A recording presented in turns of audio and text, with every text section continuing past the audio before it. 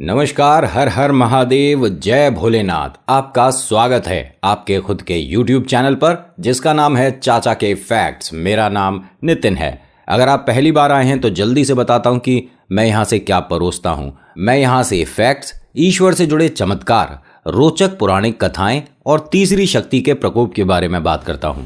कहानी के माध्यम से समझाता बताता हूं और आपको कैसी लगी प्लीज़ मुझे बताइएगा। लेकिन अपना नाम और जगह लिखने से पहले आप लिखिएगा जय श्री कृष्णा। ये जो कहानी आज मैं सुनाऊंगा ना, यकीनन कह सकता हूं कि आप ये कहेंगे कि इससे खुशनसीब, इससे बढ़िया, इससे प्यारा, इससे निराला, इससे गुणी भक्त शायद ही दुनिया में कोई और हुआ होगा। ये किन के बारे में बात कर रहा हूं? नरसिंह मेहता। कौन है ये विस्तार से बताऊंगा। पहले मैं चैनल का इंट्रो लेकर आऊंगा। शायरी बन गई है तो अभी इंट्रो, उसके बाद आकर शुरू करता हूं। जय भोलेनाथ।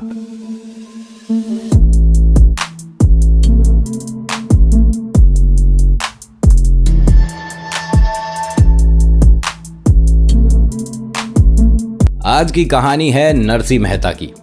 आइए मैं इनसे आपको मिलवाता हूं।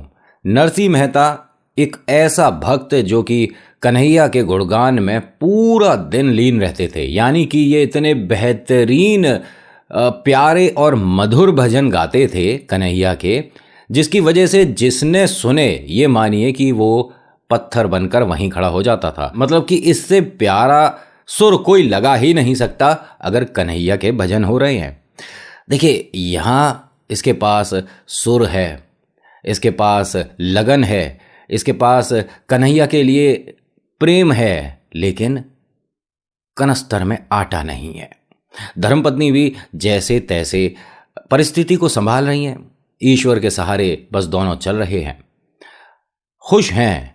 लेकिन अगर आप खुश नसीबी देखें तो वो इनके भाई के हिस्से में है। नरसिंह मेहता के जो बड़े भाई हैं, इनका नाम है बंसीधर। पैसे वाले, रुतबा, नाम, शानो शौकत, ओहो पता नहीं इनके पास क्या क्या है। जो आप सपने में सोचने की कोशिश करते हैं कि कभी हमारे पास वो होगा, वो इनके पास एक्स्ट्रा है, बहुत सारा है। अब ये अपने पहुंचते हैं भाई के घर। दोनों अलग अलग रहते हैं। भाई वो महल में रहने वाला और ये गांव के एक आखिरी कोने से पहला मकान थोड़ा सा बस रहने लायक बनाया हुआ है। इनके घर पहुंचते हैं ये बड़े वाले भैया और आवाज़ देते हैं, नरसिंह कहाँ हो? उसने कहा, अरे आइए बड़े भैया, जय श्री कृष्णा, आइए आइए। उसने कहा, जय श्री कृष्णा, मेरे को तुमसे कुछ बात करनी है, न्योता देना है। उसने कहा, न्योता कैसे? सब कुछ ठीक है? अरे वाह, क्या है? उसने कहा, शायद तू भूल गया, कल पिताजी का श्राद्ध है और मैं तुझे न्योता देने आया हूँ। कम से कम एक दिन तो तू ढंग का खा लेगा। ये पहला ताना मार दिया। धर्मपत्नी भी वहीं है। अब नरसिंह मेहता ने कहा कि भैया आप कुछ खाएंगे, मैं आपके लिए कुछ लाऊं? उसने कहा कि तुम्हारे घर में पानी मिल जाए तो बहुत बड़ी बात है, लेकिन मुझे अभी ज़रूरत नहीं है। अच्छा सुनो, कल पिताजी का श्राद्ध है, भाभी जी को तो आज ही भेज देना और तुम भी कल सुबह समय से आ जाना, थोड़ा वहाँ हाथ बटा लेना। यहाँ नरसिंह मेहता ने हाथ जोड़ दी और कहा कि भैया आपने कहा वो अच्छा लगा, लेकिन हम इतनी सुबह नहीं आ पाएंगे और ये आज तो आ ही नहीं सकती। उसने कहा, ऐसा क्या ज़रूरी काम है भाई तुझे? पूरे दिन तू बस यहाँ वहाँ साधु संतों में ही तो घूमता रहता है, कन्हैया के भजन गाता रहता है। अरे वहाँ चल घर में और थोड़ा काम में हाथ बटा। यहाँ करेगा ही क्या? पूरे दिन बाहर इधर उधर घूमता रहेगा। उसने कहा, नहीं ऐसा है कि हम रोज़ सुबह जब पूजा पाठ करते हैं, उसके बाद जब हम ईश्वर का भोग लगाते हैं तो कुछ पंडित जी आते हैं।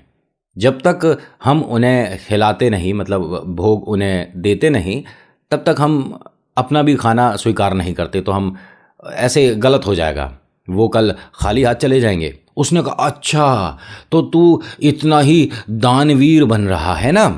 तो जब तेरे पास इतनी धन संपत्ति है, इतना ही सुख साधन है, तो पिताजी का श्राद्ध खुद ही क्यों नहीं कर लेता?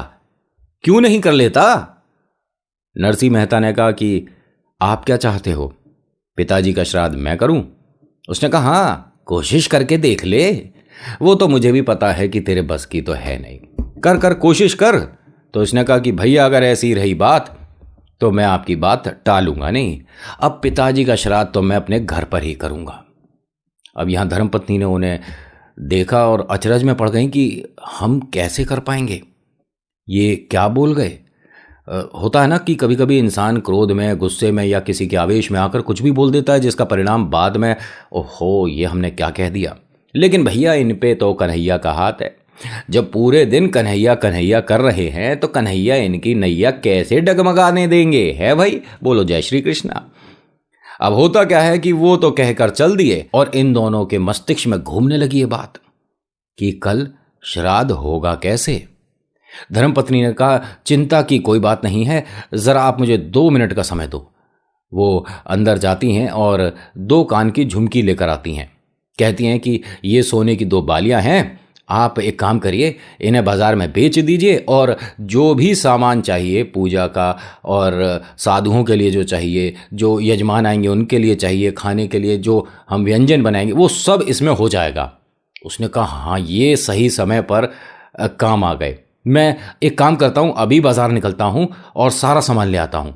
इसने कहा, हाँ ठीक है, मैं थोड़ी लिस्ट भी बना देती हूँ तो जिससे आसानी होगी आपको सामान लाने में। यहाँ धर्मपत्नी ने जी लिस्ट बना दी जो कि कल ज़रूरत पड़ेगी सामान की। और ये भाई साहब नरसिंह मेहता जी बाजार के लिए निकल गए। जय श्री कृष्णा, जय श्री कृष्णा, जय श्री कृष्णा। तभी धर्मपत्नी ने आवाज़ दी और कहा कि 1 मिनट, आप न्योता तो देंगे ना सबको, जाके किसको बताएंगे? उसने कहा कि भाई जो हमारी जात बिरादरी के हैं कुछ लोगों को मैं बोल दूंगा। उन्होंने कहा, हाँ थोड़ा आप जब न्योता दे सोच समझ कर दीजिएगा, हमारे पास कितना भोजन तैयार होगा, ठीक है, थोड़ा सोच समझ के अपनी हैसियत के अनुसार। उसने कहा, हाँ हाँ बिल्कुल, आप निश्चिंत रहिए, मुझे पता है कि इतने पैसों में कितना सामान आ सकता है और हम कितने लोगों को भरपेट खाना खिला सकते हैं।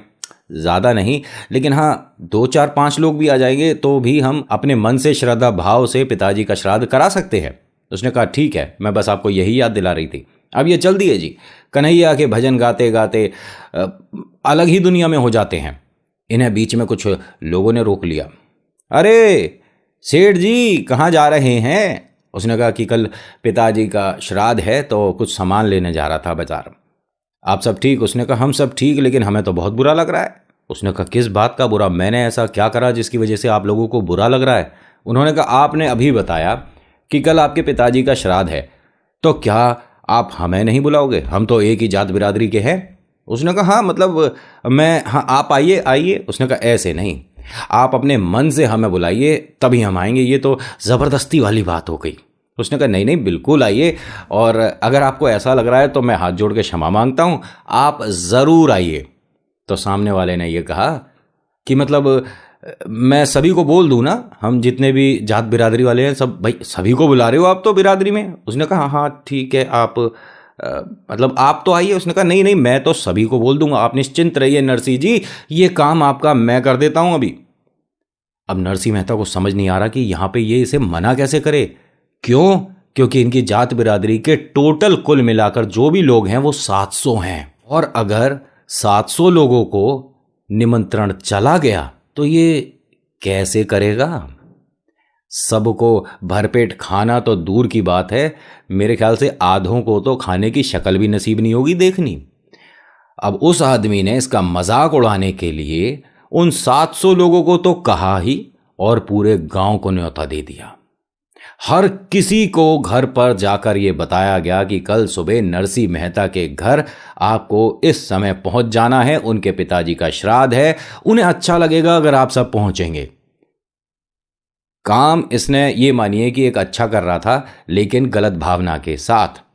ये उसे नीचा दिखाना चाह रहा था, उसकी बेइज्जती कराना चाह रहा था। 1 मिनट, उसकी बेइज्जती कराना चाह रहा था जिसके सिर पर कन्हैया का हाथ है। अब यहाँ नरसिंह मेहता पहुँचते हैं जी एक सेठ जी के पास, उन्हें झुमकी देते हैं और कहते हैं कि ये आप रख लीजिए, क्योंकि हम पैसे से असमर्थ हैं, बस एक यही बचा है हमारे पास, और हमें कल पिताजी का श्राद्ध करना है, क्या ये सारा सामान आ पाएगा? उसने पर्चा देखा और कहा कि हाँ सब आ जाएगा नरसिंह जी, आप परेशान ना होइए। कब चाहिए? उसने कहा, अभी दे दो, मैं लेकर जाऊँगा। अब वो सारा सामान जो भी लिस्ट में था नरसिंह मेहता जी ने पूरा कर लिया। अब सभी कुछ लेके ये घर पहुंच गए, लेकिन अभी इन्हें ये नहीं पता था कि पूरा गांव तैयार हो चुका है इनके घर आने के लिए अगले दिन सुबह। क्यों? क्योंकि न्योता सबको पहुंचा है। अब कमाल देखिए, यहां पर सुबह सुबह तकरीबन 5:30 6 बजे धर्मपत्नी उठ गई और उन्होंने पूजा पाठ करने के बाद जब सारा सामान चेक करना शुरू करा तो कहते हैं कि नरसी जी इसमें घी कहाँ है। तो नरसिंह मेहता बड़े परेशान हो गए। अब वो फटाफट से अपना पूजा करके आए और कहते हैं कि मैं लाया था शायद सामान में। उसने कहा सामान में घी नहीं है। कैसे बनेगा, आप सारा सामान ले आए लेकिन घी तो रह गया। और बिना घी के आप एक काम करिए, अभी जाइए, दुकान खुल गई होगी और घी लेकर आइए। अब नरसिंह मेहता ने ये सोचा कि पैसे तो बचे नहीं हैं, घी आएगा कैसे। लेकिन फिर भी वो घर से एक बहुत बड़ा डोल कि भाई इसमें जितना मिल जाए उतना ले आऊँगा, ठीक है, लेकर बाजार में निकल गए। सबसे पहले लाला जी के पास जाते हैं और लाला जी से कहते हैं जय श्री कृष्णा। उसने कहा जय श्री कृष्णा नरसिंह जी, आप बताइए कैसे हैं। उसने कहा बिल्कुल ठीक, एक मदद चाहिए। हाँ बताइए। आज पिताजी का श्राद्ध है घर पर और सभी सामान पहुंच गया है, घी रह गया है। क्या आप मुझे इसमें घी दे सकते हैं। उसने कहा कितना चाहिए। तकरीबन 50-60 किलो दे दो। उसने कहा 50-60 किलो, अच्छा इसमें आ जाएगा। उसने कहा इसमें नहीं आएगा तो एक बर्तन आप और दे देना, घर पहुंचा दूंगा। वैसे मुझे 100 किलो चाहिए। उसने कहा 100 किलो घी चाहिए आपको, कैसा। उसने कहा सबसे बढ़िया जो हो। भाई पिताजी का श्राद्ध है, मैं कोई कंजूसी नहीं करना चाहता, लेकिन एक यहाँ आपसे मदद चाहिए। मैं आपको पैसे 2 महीने बाद दे पाऊंगा। तभी आदमी कहता है अरे वो सब तो खैर कोई बात नहीं, पैसों की यहाँ कौन बात करता है, लेकिन नरसिंह जी मेरे पास सबसे बढ़िया वाला घी कल ही ख़त्म हो गया।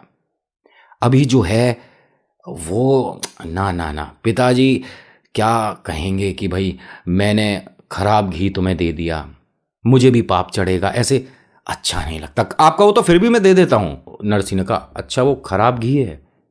उसने कहा हाँ वो मतलब बहुत उसका स्वाद खराब है, पता नहीं कैसे खराब हो गया। नरसिंह जी ने कहा चलिए कोई बात नहीं, आपने मदद करने के लिए कदम तो बढ़ाए थे, कोई बात नहीं, जय श्री कृष्णा। अब ये आगे चल दिए। इन्हें ये नहीं पता कि बात घुमा फिराकर ना कर दी गई थी। अगली दुकान पर जाते हैं, फिर से वही राग अलापते हैं, सारी बात बताते हैं। वहां से भी हाथ जोड़ दिए जाते हैं और कहते हैं कि नरसिंह जी हम आपकी मदद करना तो चाहते हैं, लेकिन हमारे घर में भी छोटे छोटे बच्चे हैं। अगर हमने आपको उधार दे दिया तो उनका पेट मैं कैसे भरूंगा। पूरे दिन में अगर इसी तरह से ग्राहक आने लग गए कि मैं 2 महीने में, 1 महीने में, 15 दिन में, 20 दिन, तो मैं तो जी ठन ठन हो जाऊंगा। समझिए बात को, मैं उधार नहीं दे पाऊंगा। अब ये तीसरी जगह पहुंचे। ऐसे करते करते करते ये गांव के अंत तक, मतलब आखिरी छोर तक पहुंच गए हैं। बस एक ही दुकान बची है, उसके पास जाते हैं और थक गए हैं, परेशान हो गए हैं और समय भी काफ़ी होता जा रहा है। उसके सामने हाथ जोड़ते हैं और कहते हैं जय श्री कृष्णा। उस सेठ जी ने कहा कि जय श्री कृष्णा, नरसिंह जी कैसे हैं। और ये कन्हैया का बहुत बड़ा भक्त है। तो यहाँ नरसिंह जी ने कहा कि आज पिताजी का श्राद्ध है, आपसे एक मदद चाहिए। उसने कहा हाँ हाँ बताइए क्या मदद कर सकता हूँ। घी चाहिए सेठ जी। कितना घी चाहिए। तकरीबन 100 किलो चाहिए। 100 किलो घी चाहिए, मिल जाएगा। और आगे बताइए। मेरे पास अभी पैसे नहीं है देने के लिए, मैं 2 महीने बाद दे दूंगा। उसने कहा मुझे पैसे नहीं चाहिए। अब यहाँ नरसिंह जी को बड़ा अजीब लगा, पैसे नहीं मतलब मैं समझा नहीं। उन्होंने कहा देखिए जी, मुझे पता है कि आपसे बेहतरीन कन्हैया के भजन कोई नहीं गाता, तो भैया मुझे तुम कन्हैया के 2-3 भजन सुना दो, ये 100 किलो घी मुफ्त ले जाओ। उसने कहा ना, मुफ्त तो मैं नहीं लूँगा, पैसे तो मैं इसके ज़रूर दूंगा। उन्होंने कहा एक काम कर लो ना, मैं आप भजन अगर करेंगे, कहीं जाएंगे, गाएंगे, सुनाएंगे, ठीक है, कीर्तन करेंगे तो कुछ तो पैसे मिलते हैं ना। ये मानो कि उसके बदले में मैंने घी दे दिया, इतना तो ठीक है। अब नरसिंह मेहता को यहाँ बात जच गई। उन्होंने कहा चलिए ठीक है, आप कौन सा भजन सुनेंगे। तो सेठ जी ने कहा अरे कन्हैया के तो सारे ही भजन अच्छे होते हैं, तुम्हारे को जो अच्छा लगता है वहाँ से शुरू करो। अब यहाँ मैं आपको शुरुआत में बता चुका हूँ कि जब ये गाना शुरू करते हैं, जब ये भजन शुरू करते हैं तो कमाल ही हो जाता है। अब नरसिंह मेहता ने यहाँ सुर पकड़ लिए और गाना शुरू कर दिया जी। भजन में ऐसे लीन हो गए कि उन्हें पता ही नहीं कि मैं कब शुरू हुआ था और क्या वक्त हो रहा है। एक के बाद एक भजन, एक के बाद एक भजन, लगातार बैक टू बैक भजन चल रहे हैं जी। बहुत बेहतरीन माहौल बन गया है। जो वहाँ खड़ा था वो बिना भजन को सुने आगे बढ़ ही नहीं, बढ़ना तो बहुत दूर की बात है, वो पत्थर बन के खड़ा हो गया है, ठीक है। हर किसी को आनंद आ रहा है और ये सेठ जी तो ऐसे मंत्रमुग्ध हो गए हैं कि इन्हें दुनिया की सारी खुशियां मिल गई हैं और माहौल कितना प्यारा है। लेकिन अरे समय क्या हो गया है ये तो देखिए, अब शाम के 6:30 बज रहे हैं। और अब नरसिंह मेहता के मन में सवाल आए उससे पहले आपके मन में जो सवाल आया उसको बताता हूं। नरसिंह मेहता जी के वो जो मित्र थे, मतलब मित्र ही कहेंगे क्योंकि मित्र वाला काम किया उसने, लेकिन उसकी मंशा कुछ गलती थी। पूरे गांव को जिसने नौता था, 700 लोगों को अलग से नौत के आया था, ठीक है, वो तो सिर्फ बेइज्जती कराने के लिए। इन सभी को 10 बजे बुला लिया है घर पर। यहां अब आए कन्हैया। कन्हैया ऊपर से सब देख रहे हैं क्योंकि ये नरसिंह मेहता, ये मानिए कि कन्हैया के दिल में हैं, इतना प्रेम करते हैं इनसे। तो जब प्रभु अपने भक्त से इतना प्रेम करते हैं तो उसे कैसे किसी परेशानी में फंसने देंगे। अब यहां कमाल देखिए कन्हैया का, इनकी लीलाएं तो अनगिनत हैं, उनमें से एक ये भी है। होता क्या है, जब कन्हैया ने देखा कि अरे ये तो अब यहां भजन कीर्तन में लग गए और इन्हें ये नहीं पता कि मुझे ठीक टाइम पर ठीक जगह पहुंचना था, अगर गलती से लेट हो गए और सब लोग वहां आ गए तो अपमान दोनों का बहुत ज़्यादा होने वाला है, यानी पति पत्नी दोनों का। और अगर इनका अपमान हुआ तो यानी मेरा अपमान हुआ, तो मैं इनका अपमान तो अब होने नहीं दूंगा। अब कन्हैया ने नरसिंह भगत का रूप बना लिया जी और अक्रूर को बुलाया और कहा कि तुम बनो ये सेठ जी जिनके पास खड़े होकर नरसिंह भगत ये भजन कीर्तन कर रहे हैं। उसने कहा जैसी प्रभु की इच्छा। अब अक्रूर जो हैं ये वो सेठ जी का रूप बना लिए और घी इकट्ठा कर लिया बहुत सारा। अब कन्हैया ने अक्रूर जी से कहा कि आप आगे आगे चलो और पीछे मैं नरसिंह भगत बन के आऊँगा, दोनों साथ साथ जाएंगे तो थोड़ा समझो, तुम थोड़ा आगे जाओ, बीच में भी मुझे कुछ बातें हैं जो संभालनी हैं। इन्होंने कहा जैसी प्रभु की इच्छा। अब अक्रूर जी तो चले गए नरसिंह भगत के घर घी पहुंचाने और कन्हैया निकल पड़े पंडित जी को ढूंढने। अब कन्हैया पहुंचे उस जगह सबसे जो विद्वान और गुणी और बहुत चतुर चालाक, बहुत ज़्यादा वेद शास्त्र जानने वाले पंडित जी के पास। अब कन्हैया ने उन पंडित जी से कहा जय श्री कृष्णा। उन्होंने कहा जय श्री कृष्णा नरसिंह, कैसे हो? बिल्कुल बढ़िया। पंडित जी आपसे एक काम था। उन्होंने कहा हाँ बताओ। कि मेरे घर पर आज पिताजी का श्राद्ध है और मैं चाहता हूँ कि उस कार्य को संपन्न आप कराएं, तो आपकी बहुत मेहरबानी होगी। उन्होंने कहा 1 मिनट, तुम्हारे यहाँ मैं आऊं? अरे ना तुम्हारे पास खाने के लिए कुछ होता है, ना दान दक्षिणा को कुछ होता है, तुम्हारे घर जाएगा ही कौन? मैं क्या कोई भी नहीं जाएगा तुम्हारे? तो उन्होंने कहा नहीं आप ऐसा मत कहो, हम जितना हमारी क्षमता में हम करेंगे ना, आप चलिए ना। उन्होंने कहा ना मैं तो तुम्हारे बड़े भाई के जाऊंगा, वहाँ कम से कम खाने को तो अच्छा मिलता है, पहनने ओढ़ने को अच्छा मिलता है। अरे ईश्वर का गुणगान करते हैं तो ऐसा थोड़ी ना कि हम तुम्हारे चल देंगे। ठीक है आप अच्छा गुणगान करते हैं, हम कब मना करते हैं, लेकिन हम तुम्हारे नहीं जाएंगे, तुम्हारे नहीं मिलता कुछ भी, तुम एक रोटी नहीं खिला पाते ढंग से। उसने कहा अरे आप ऐसा ना कहो, देखिए आपको ईश्वर खुश रखे, आप ना कहिए, आप हमारे साथ चलिए ना, क्योंकि इस गांव में क्या आसपास के 40-50 गांव में भी आपसे विद्वान वेदों को जानने वाले कोई और पंडित जी नहीं है, आप चलिए ना। मैं नहीं जाऊंगा, तुम्हारे बिल्कुल नहीं जाऊंगा। जब इतना साफ मना कर दिया तो ये जो नरसिंह मेहता है, मतलब कन्हैया, इन्हें आ गया थोड़ा सा गुस्सा। उन्होंने कहा अगर ऐसा ही है तो आप एक काम करिए ना, ये हस्ताक्षर करके दे दो एक कागज़ पर कि आज के बाद आप मेरे आओगे ही नहीं, हमारे घर कभी नहीं आओगे। उसने कहा ला अभी लिख देता हूँ। उसने कागज़ पे साइन कर दिया और लिख दिया कि मैं आज के बाद नरसिंह मेहता तुम्हारे कभी नहीं आऊँगा। उन्होंने भी कागज़ को ऐसे फोल्ड कर और अपने पुटलियों में रख लिया। ये चल दिए जी।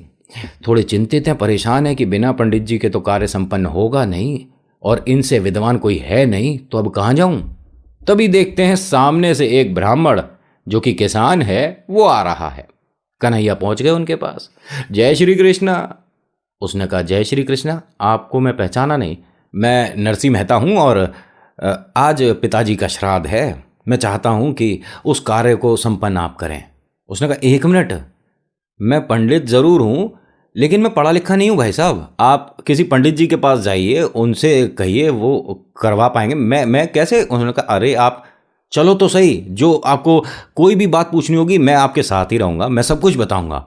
उन्होंने कहा फिर आप खुद ही कर लो। कह रहे नहीं नहीं आप चलिए ना, देखिए जो पंडित जी सबसे विद्वान हैं वो आप ही हैं। इसने कहा मैं किसान हूँ। हाँ मैं वैसे जाति से देखो या मैं गोत्र से देखो तो पंडित ब्राह्मण हूँ, लेकिन मैं अरे पढ़ा लिखा नहीं हूँ भाई। उसने कहा अरे आप चलो तो सही, बस आप हाँ करो और चलो, सच में आप किसी भी परेशानी में नहीं आओगे। जय श्री कृष्णा। उन्होंने जैसे ही कहा ये मानिए राजी हो गए। अरे कन्हैया राजी कर रहे हैं भाई, राजी तो होंगे, अभी देखो लीला। अब जब ये चल रहे हैं कन्हैया इनके साथ साथ पीछे पीछे चल रहे हैं, और घर में घुसने से पहले ही कन्हैया ने इनके कंधे पर हाथ रख दिया।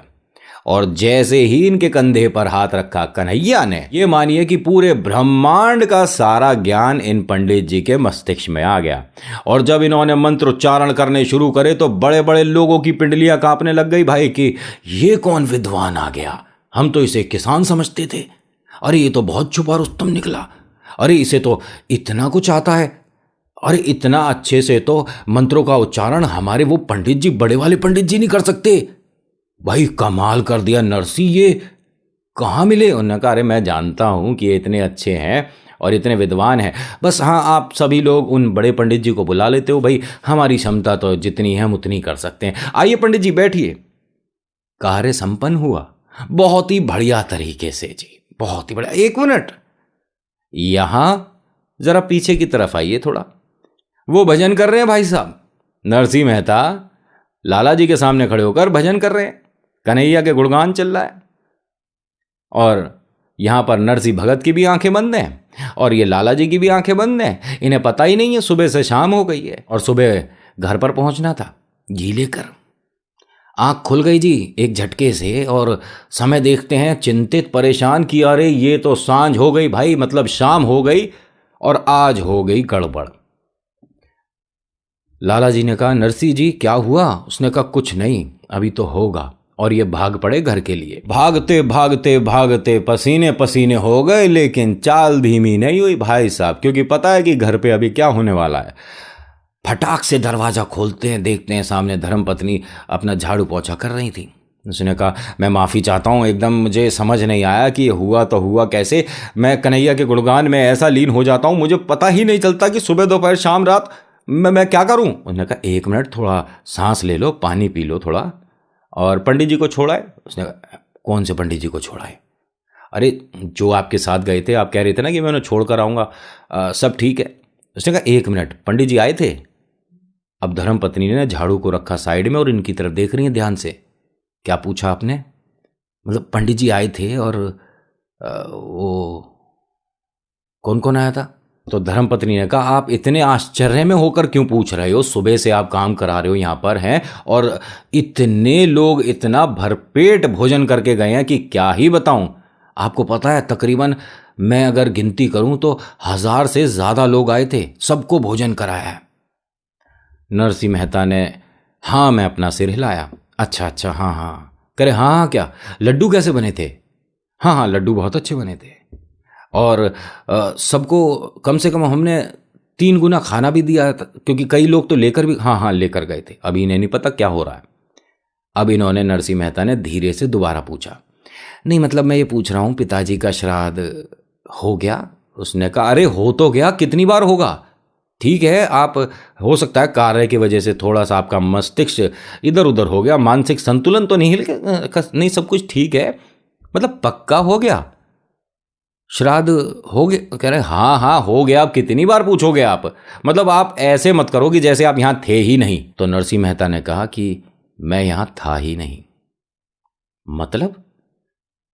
नरसिंह मेहता ने बताया कि मैं सुबह जब घी मांगने गया था, उसके बाद उन्होंने मुझे कहा कि घी के बदले में तुम्हें भजन सुनाने पड़ेंगे, और मैं भजन में ऐसा लीन हो गया कि मेरी आंख अभी खुली है, और तुम कह रही हो कि मैं यहाँ था। तो ये कहती हैं कि ये बातें किसी और को जाकर बताना। सुबह आप वो कोई बता रहा था कि किसान है लेकिन वो विद्वान हो गया, उनके साथ आप नहीं आए थे? पहले आपने घी भेज दिया था और 100 किलो भेज दिया था, इतना सारा, बहुत सारा बचा है अभी तो, पूरे साल चलेगा। उसने कहा नहीं वो सारी बात ठीक है, फिर आगे क्या हुआ था? तो ये कहती हैं कि आगे ये हुआ था कि पंडित जी भी आए थे और वो जो हमारी बिरादरी के 700 लोग हैं वो सब भी आए थे, सबको बाहर भी बैठाना पड़ा। पता है, गली के आखिरी छोर तक सब लोग बैठे थे और सभी का मैंने भोजन कराया है, मतलब हमने भोजन कराया है। आपको कुछ भी याद नहीं है क्या? उसने कहा 1 मिनट, अब मेरी बात तुम ध्यान से सुनो। सभी को अच्छे से भोजन कराया ना? उसने कहा। बहुत अच्छे से पिताजी का ये श्राद्ध संपन्न हुआ ना? उसने कहा। पंडित जी ने अच्छे से श्राद्ध संपन्न करा, कोई कहीं भी किसी भी तरह की चूक, कोई गलती नहीं हुई? उसने कहा नहीं हुई। कैसे होगी? उसने कहा मैं समझी नहीं। अरे मेरे प्रभु यहाँ थे, मेरे कन्हैया यहाँ थे, मैं नहीं था। मेरा रूप बनकर मेरे ईश्वर खुद यहाँ पर मेरे पिताजी का श्राद्ध करवा कर गए हैं। मुझसे बड़ा भाग्यशाली कोई नहीं हो सकता। लेकिन कन्हैया, क्योंकि मुझे पता है आप मेरी हर बात सुनते हो, आज मुझे बहुत बुरा लग रहा है कि मेरे घर आए थे और मैं दर्शन नहीं कर पाया, और तुम कितनी भाग्यशाली हो। उसने कहा मैं भाग्यशाली कहाँ, मैं तो ये समझ रही थी कि ये आप ही हो। मुझे अगर पता होता कन्हैया हैं तो मैं क्या उनसे ये कहती कि भाई आगे सभी को जाके पानी दे आओ, मैं उनसे क्या काम कराती? पता है, मैंने प्लेट लगवाई थी उनसे, वो सबके लिए प्लेट लगा रहे थे। अब नरसिंह मेहता ने अपने माथे पर हाथ रखा कि आज प्रभु आए और उनसे हम क्या क्या कार्य करवा रहे थे। उनको बैठाकर भोजन कराना चाहिए था, 56 भोग लगाता, लेकिन किस्मत ही नहीं है मेरी ऐसी। धर्मपत्नी भी परेशान हैं, चिंतित हैं, और नरसिंह मेहता तो ये मानिए फूट फूट कर रो रहे हैं कि कन्हैया घर आए और मैं घर पर नहीं था। लेकिन धर्मपत्नी ने कहा कि वैसे एक बात तो है नरसिंह जी, कन्हैया आपसे प्रेम बहुत करते हैं। ये मानिए कि पूरे समाज, पूरे संसार में आपके भाई के सामने, पूरे गांव के सामने आपकी नाक नीची नहीं होने दी, क्योंकि आपकी बेइज्जती करने का तो इन सभी ने पूरा प्लान बना लिया था। लेकिन कन्हैया आ गए और उन्होंने सारा कार्यभार अपने कंधों पर उठा लिया। आपको तो धन्यवाद करना चाहिए। अब ये सीधा गए कन्हैया की एक प्रतिमा के सामने, मतलब फोटो के सामने, और कहते हैं कि कन्हैया, एक छोटी सी मेरी विनती है, चाहे पल भर के लिए ही सही, हम दोनों को एक बार दर्शन जरूर दे दो। आज आपने जो ये किया है पूरे ब्रह्मांड में कोई किसी के लिए नहीं करेगा, मुझे भी पता है, लेकिन आप बस एक पल के लिए हम दोनों को दर्शन दे दो, हमारा जीवन खुशियों से भर जाएगा, बस एक बार।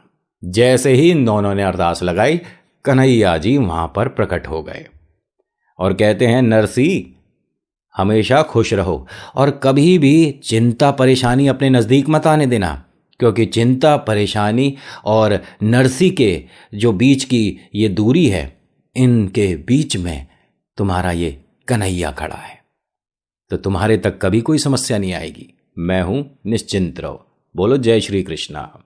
और उसके बाद कन्हैया इन दोनों को आशीर्वाद देकर वहां से चले गए। पूरे ब्रह्मांड में ऐसा आज तक किसी का श्राद्ध नहीं हुआ जैसा नरसिंह भगत के पिता का हुआ था। क्यों? कन्हैया परोस रहे थे खाना और कन्हैया ने बिठाए थे पंडित जी, तो कैसे हो जाएगा इससे बेहतर कोई और नहीं हो सकता।